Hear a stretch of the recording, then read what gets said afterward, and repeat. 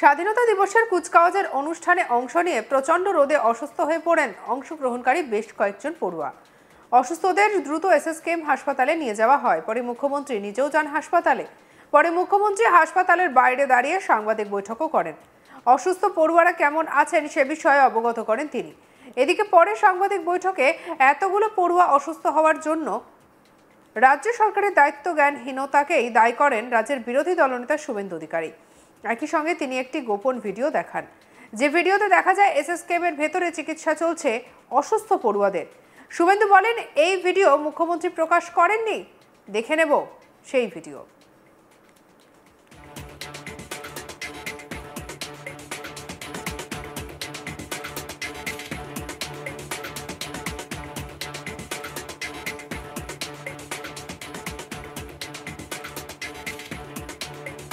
SSKM হাসপাতালের ভিতরে অসুস্থ পড়ুয়াদের চিকিৎসার ভিডিওটি বর্তমানে শুভেন্দু অধিকারীর পোস্ট করার পর থেকেই বিভিন্ন মাধ্যমে ঘুরে বেড়াচ্ছে। সাংবাদিক বৈঠকে বিরোধী দলনেতা শুভেন্দু অধিকারী বলেন, সোমবার 11ই আগস্ট কুচকাওয়াজের মহড়াতেও কয়েকজন পড়ুয়া এবং দুজন পুলিশ কর্মী অসুস্থ হয়ে পড়েছিলেন। সেদিনই সতর্ক হওয়া উচিত ছিল রাজ্য সরকারের, তাহলে এই ধরনের ঘটনা এড়ানো সম্ভব হতো। শুভেন্দু বলেন, এই রোদের মধ্যে সকাল 6টা-7টার মধ্যে ছোট ছোট পড়ুয়াদের এভাবে না এনে কলেজ বিশ্ববিদ্যালয়ের পড়ুয়াদের আনা যেত, পুলিশের বেশ কিছু ইভেন্ট করানো যেত, তাহলে এই ধরনের অনভিপ্রেত ঘটনা এড়ানো যেত। এই ঘটনার জন্য অসুস্থ পড়ুয়াদের অভিভাবক, স্কুল কর্তৃপক্ষ এবং রাজ্যের মানুষের কাছে ক্ষমা চাওয়া উচিত রাজ্য সরকার এবং কলকাতা পুলিশ এবং আয়োজকদের। কি বলছেন শুভেন্দু অধিকারী, শুনবো।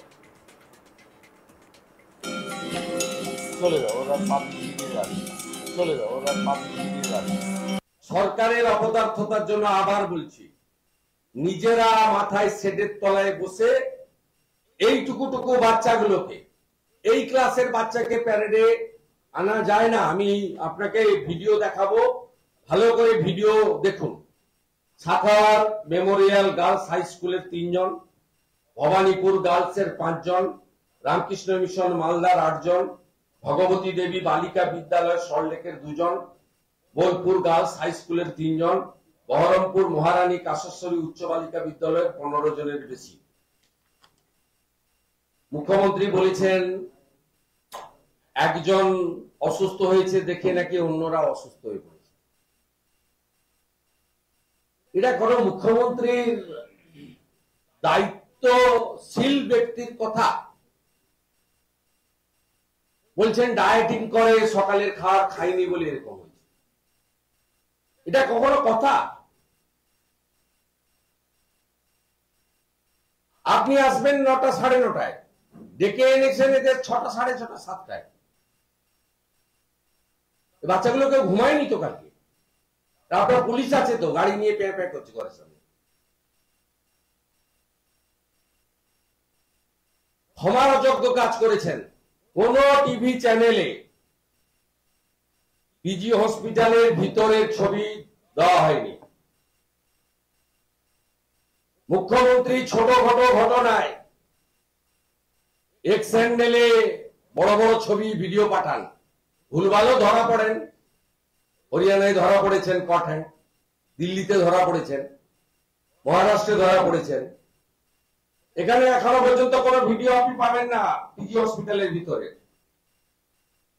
উনি বলে গেছেন আমার বৈরাগী দেখছে, শান্তনুকে সব দেখতে দিয়ে গেছি, সবে 2 বছরের এক্সটেনশন, সেটা আমি দেব 18 তারিখে, আজকে বলছি না। পুলিশের বাড়ির বউদের পাঠিয়েছিলেন, সেটা আমি একদম তথ্য এবং ভিডিও সহকারে সোমবার বিকালবেলা আপনাদের দেবো, আজকে আর বলছি না। আজকে এটা খুব ইম্পর্টেন্ট। ছোট ছোট বাচ্চাগুলোর দিকে তাকিয়ে দেখুন। যখন মুখ্যমন্ত্রী, তার পাশে 2 জন দাঁড়িয়ে আছেন, ডিগি আর তবলা, সিপি মনোজ ভার্মা, ডিজি রাজীব কুমার, হাত নাড়ছেন। বাচ্চাগুলোর কি কষ্ট হচ্ছে। ও কমপ্লিটলি রাজনীতি খেলা হবে। অয়া কখ স্বাধীনতা দিবসের সেগুলো পরে বলা যাবে, কিন্তু আমরা খুব উদ্বিগ্ন যে সোমবার এই 4টি বাচ্চা এবং 2টি পুলিশ কনস্টেবল হওয়ার পরে অন্তত ছোট বাচ্চাদেরকে বাদ দিয়ে দেওয়া উচিত ছিল। তাতে যদি আরো 2-4টে ইভেন্ট কমে যেত, হতে কি ছিল?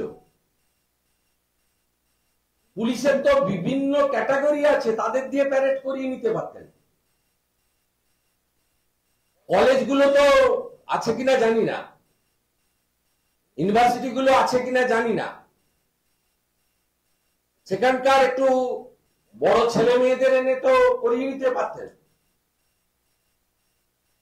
আপনাদের এই যে লিস্টের মধ্যে আপনি যে সত্যম রায়চৌধুরী, মিরাজ শাহ, হর্ষ নেওয়াটিয়াদের সব প্রাইভেট স্কুল দিচ্ছেন, তাদের কাউকে ডাকেননি কেন?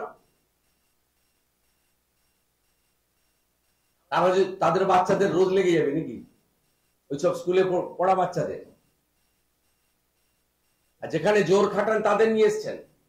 দুটো ভিডিও আপনাদের জ্ঞাতার্থে দিচ্ছি। প্রথমত, দায়িত্ব জ্ঞানহীনতার জন্য আয়োজকদের ক্ষমা চাইতে হবে। অভিভাবকদের উচিত সুনির্দিষ্ট অভিযোগ যারা তাদের বাড়ির বাচ্চাদের কার্যত এই বিপদের সামনে ফেলে দিয়েছেন তাদের বিরুদ্ধে করা উচিত।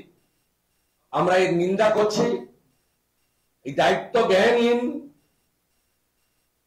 অপদার্থ, অহংকারী সরকারের জন্য আজকে 39টা বাচ্চা এই ধরনের অসুস্থতার সামনে পড়েছেন।